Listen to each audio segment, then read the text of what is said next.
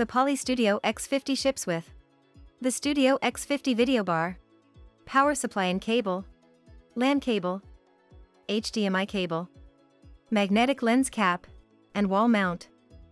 An optional table stand or vessel mount can be ordered separately. Studio X50 ports include two USB ports, USB-C, AUX microphone port, 3.5mm, audio in and audio out. On the other side, two HDMI monitor ports, HDMI and LAN and power. Start by installing the included wall mount or VESA mount. For basic setup, connect HDMI out, the LAN cable, and power. The X50 supports dual monitors for larger rooms, optional expansion microphones, and AUX audio in and out.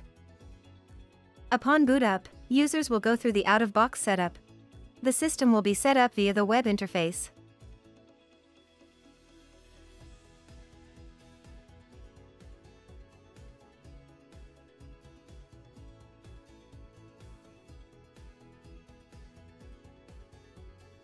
During setup you will pair a Poly TC8 touch control or an optional accessory such as a remote control.